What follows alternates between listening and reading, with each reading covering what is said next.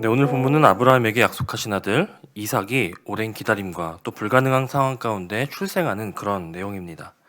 이미 하나님은 아브라함에게 두 번에 걸쳐서 사라가 아들을 낳을 것이다 라고 구체적으로 말씀해 주셨고, 심지어는 그 이름까지 미리 이삭으로 지어주실 정도로 아주 구체적인 약속을 해주십니다. 특별히 오늘 본문 가운데 1절과 2절 말씀을 보면 말씀하신 대로라고 하는 표현이 반복적으로 등장하는 것을 보게 됩니다. 말씀하신 대로 사라를 돌보셨고, 말씀하신 대로 사라에게 행하셨습니다. 그리고 말씀하신 시기가 되어 사라가 아들을 낳았습니다. 즉, 이 모든 일들이 하나님께서 그 말씀하신 대로 다 되었다라고 하는 그런 표현인 것입니다. 자, 하나님이 말씀하신 대로 되었다라고 하는 이 말씀이 3번이나 반복되면서 이삭의 출생은 하나님께서 말씀하신 대로 이루어진 일이다라고 하는 것을 강조하는데, 사실 오늘 우리가 집중해야 할 부분도 이삭이 태어났다라고 하는 그런 결과가 아니라 하나님께서 말씀하신 대로 이끄셨다라고 하는 이 과정을 주목해야 하는 것입니다. 자, 그렇게 이삭이 아니라 하나님의 일하심에 집중해서 오늘 말씀을 묵상하다 보니 2절에 표현이 하나가 눈에 들어왔습니다. 그것이 무엇이냐면 바로 노년의 아브라함이라고 하는 그 표현입니다. 왜 성경은 이때의 아브라함에 대해 특별히 그를 노년의 아브라함이라고 말하는 것일까요? 우리가 잘 아는 대로 지금 아브라함의 나이는 100세이고 그의 아내 사라의 나이는 90세입니다. 더군다나 성경은 이미 11장과 창세기 16장에서 사라가 불임 여성, 즉 신체적인 이유로 아이를 낳을 수 없는 몸이다 라는 것을 말했고요. 18장에서는 이미 생리가 끊겨서 더 이상 아이를 가질 수 없는 상태임도 아주 소상하게 반복해서 우리에게 들려줍니다. 그러나 우리 인간적인 한계와 인간적인 문제들은 이처럼 많을지라도 이때에 하나님께서 사라를 찾아오셔서 사라를 돌보셨다는 것입니다. 나의 힘으로 아무것도 할 수 없을 때 그때에 하나님께서 행하셨다라고 하는 것이죠. 지금의 이때는 인간적으로 어떻게 해볼 수 없는 시간입니다. 어떠한 가능성도 없는 시간이고 다른 어떤 것도 기대할 수 없는 그런 시간입니다. 하나님은 아브라함을 그리고 사라를 그 극한의 시간까지 기다리도록 하셨던 것입니다. 그리고 어쩌면 약속을 받았던 아브라함과 사라 스스로도 그 약속을 포기했을지도 모르는 그 시간에 그때가 되어서야 하나님은 일하시더라라고 하는 것이죠. 하나님께 능치 못한 일은 없습니다. 그래서 우리는 하나님을 전능하신 하나님이라고 고백하는 것이죠. 그런데 문제는 우리가 때때로 길어지는 기다림 속에 이 사실을 가끔 잊어버릴 때가 많다는 것입니다. 다른 말로 하면 나와 함께 하시는 하나님이 어떤 분이신지를 깜빡하고 자꾸만 눈에 보이는 현실에 집중하게 된다라고 하는 것이죠. 결국 말씀하시는 대로 행하시는 하나님에 대해 우리가 특별히 오해하지 말아야 하는 것은 바로 이 시간입니다. 하나님의 시간 그리고 하나님의 때는 우리 사람이 생각하는 것과 다를 때가 많다는 것이죠. 그것이 때로는 우리를 힘들게 하고 답답하게 만들기도 합니다. 하나님은 왠지 더디게 일하시는 분이신 것 같고 자꾸 나에 대해서 그 약속을 미루시는 분이신 것만 같이 느껴지는 것이죠. 그러면 우리는 못마땅해 하고 초조해하기도 하고 때때로는 우리 스스로가 원하는 것을 얻어내려고 다른 방법을 사용하기도 합니다. 그것이 바로 우리가 지금까지 살펴보았던 아브라함과 사라의 모습이라는 것이죠. 그러나 이것은 우리가 하나님을 신뢰하지 않음을 보여주는 불신의 모습인 것을 기억해야 합니다. 우리는 조바심을 내며 앞서 걱정하고 염려하지만 하나님은 그 정하신 때에 따라서 완벽한 계획대로 그 일을 이루어 가시는 분이신 것입니다.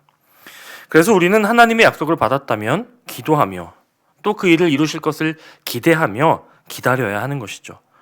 정해진 시간이 지나고 하나님의 정하신 약속의 때가 되면 하나님의 일은 반드시 그 정확한 때에 이루어질 것입니다.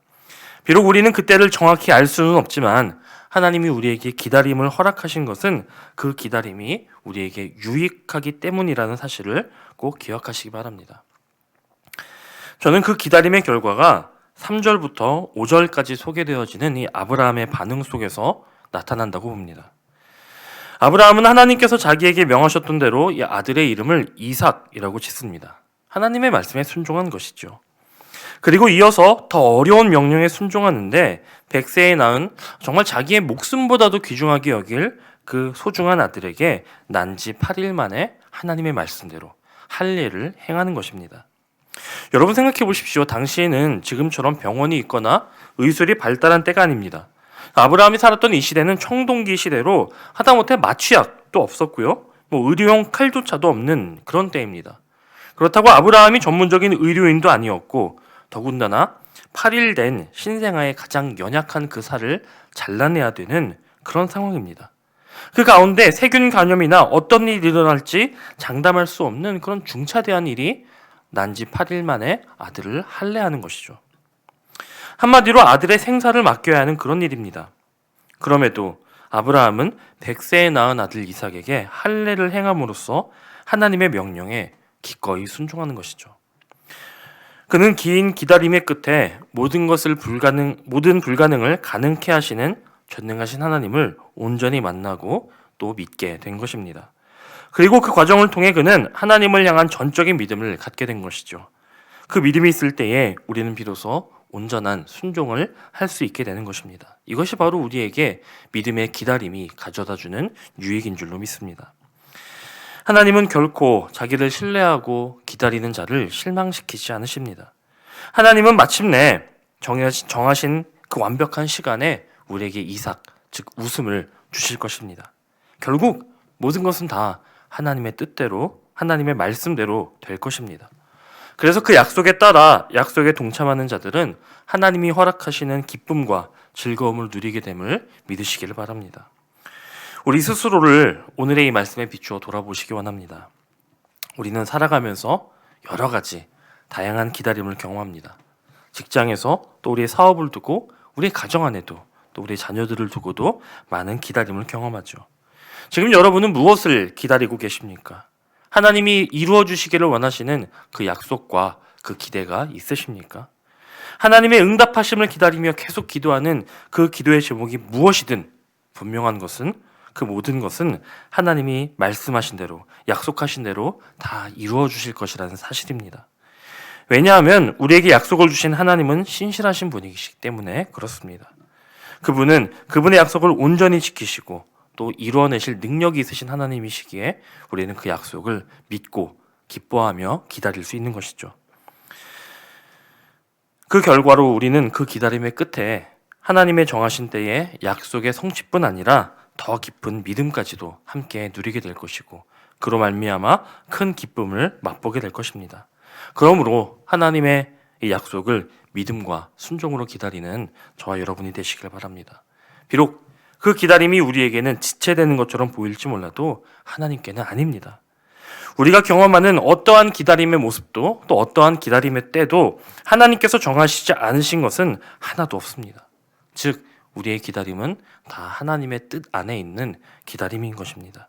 비록 그 기다림이 우리에게는 그리 즐거운 시간은 아니겠지만은 그 기다림에는 분명한 이유가 있고 우리는 다 알 수 없지만 기다림에 대해서 하나님은 최선의 것을 가지시고 최선의 이유를 가지고 계시다는 사실을 믿으시기 바랍니다.